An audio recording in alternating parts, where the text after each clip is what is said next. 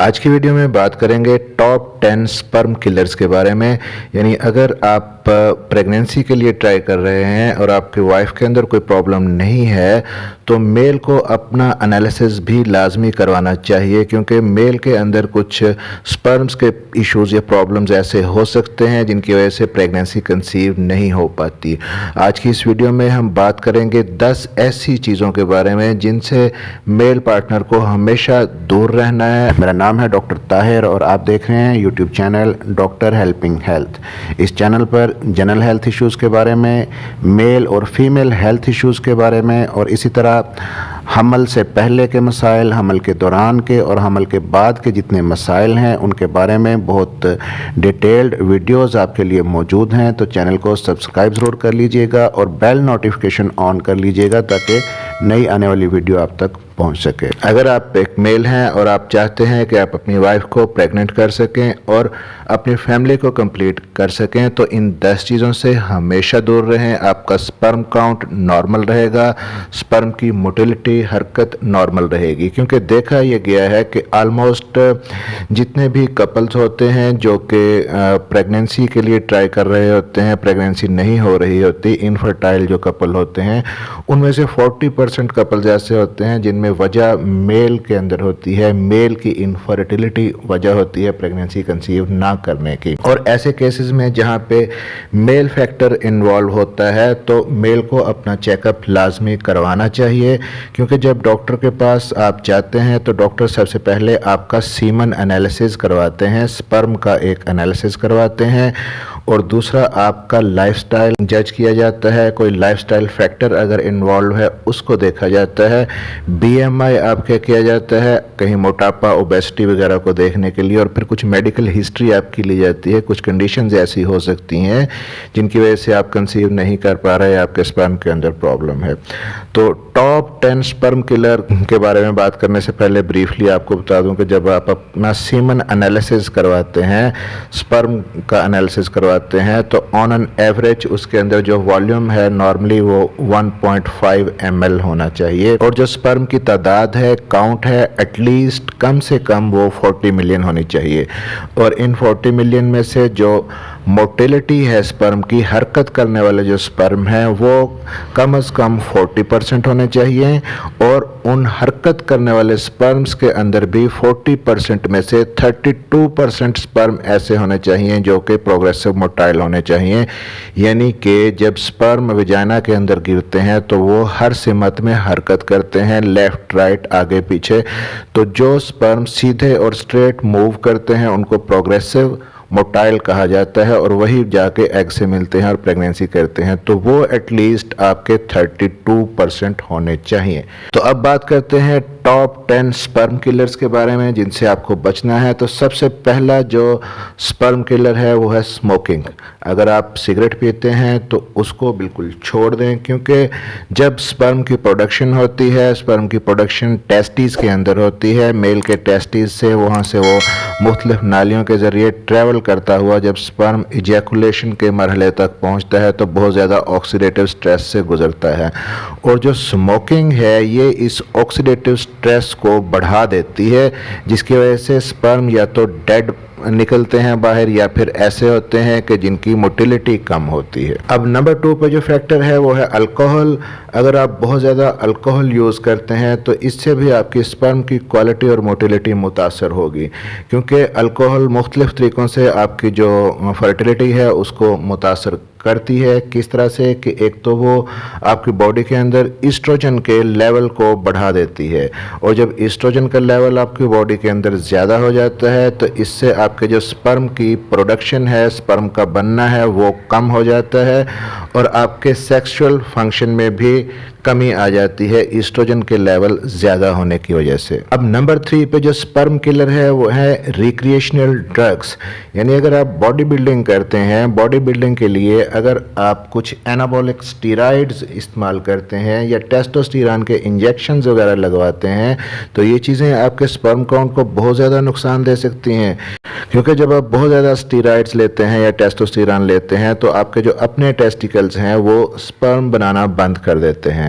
अब नंबर 4 पे जो स्पर्म किलर है वो है एक्सेसिव वेट यानी कि बहुत ज़्यादा मोटापा होना, ख़ास तौर पर पेट के इर्द गिर्द के इलाके में अगर आपको चर्बी ज़्यादा इकट्ठी हुई हुई है, बहुत ज़्यादा पेट के अंदर मोटापा है, तो इस फैट की वजह से भी बॉडी का जो टेस्टोस्टेरोन है वो ईस्ट्रोजन में ट्रांसफॉर्म हो जाता है और अगेन आपके स्पर्म प्रोडक्शन में और सेक्सुअल फंक्शन में भी कमी आ जाती है। इसके अलावा अगर मोटापा आपको, थाइज आपके बहुत ज़्यादा मोटे हैं और साथ ही साथ पेल्विक एरिया में बहुत ज़्यादा फैट है, मोटापा है, तो जो आपके टेस्टिकल्स हैं उनके इर्द गिर्द हवा का गुजर कम रहेगा और टेम्परेचर बढ़ जाएगा। और टेम्परेचर, बॉडी टेम्परेचर का ज़्यादा होना ये स्पर्म की प्रोडक्शन को टेस्टिस के अंदर कम कर देता है। नंबर 5 पे जो स्पर्म किलर है वो है बैड डाइट।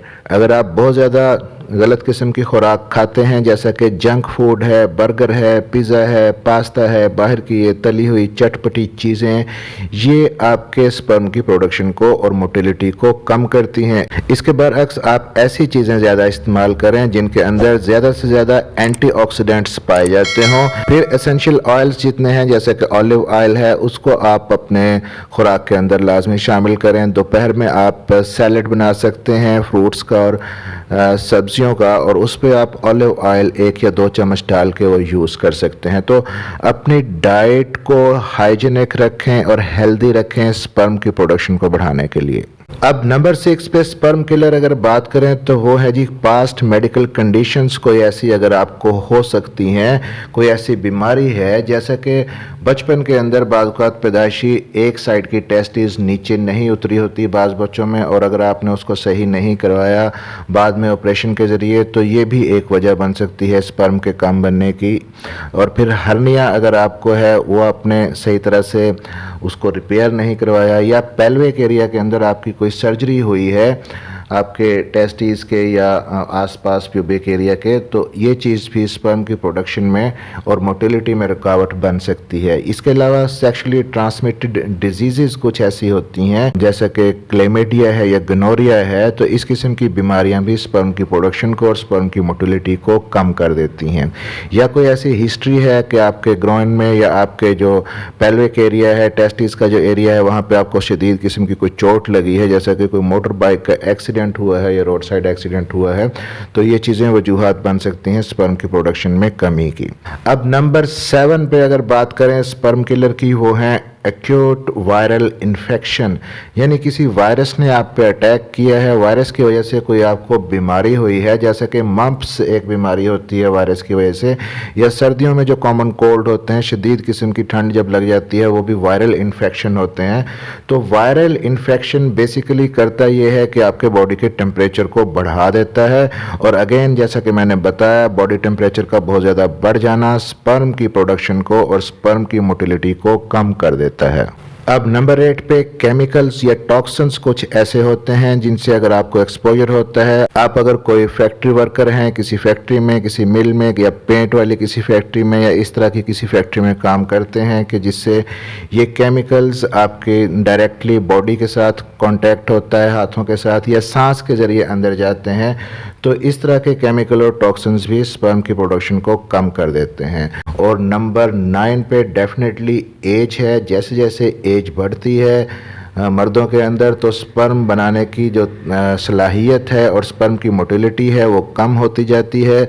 तो कोशिश करें कि अर्ली एज के अंदर अगर आपकी शादी हो जाती है तो अपनी फैमिली को कंप्लीट करें तो ज़्यादा बेहतर है।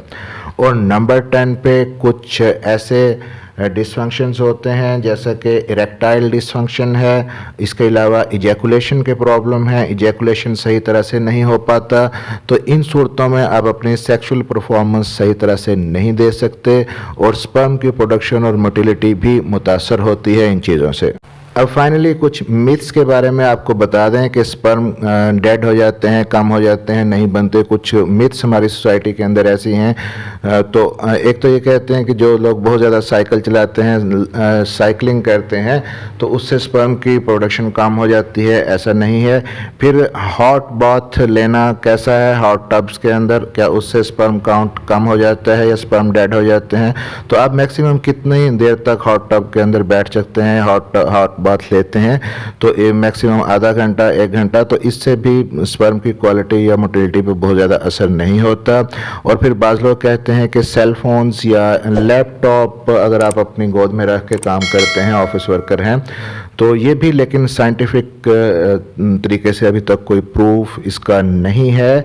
इसके अलावा एक मिथ ये भी है कि कॉफ़ी बहुत ज़्यादा यूज़ करने से स्पर्म का काउंट और मोटिलिटी कम हो जाती है, लेकिन एक्चुअली इसके बरअक्स है। कुछ साइंटिफिक रिसर्च ये कहती है कि अगर आप 4 कप कॉफ़ी के पीते हैं एटलीस्ट दिन में, तो आपके जो स्पर्म की स्विमिंग पावर है वो बढ़ जाती है।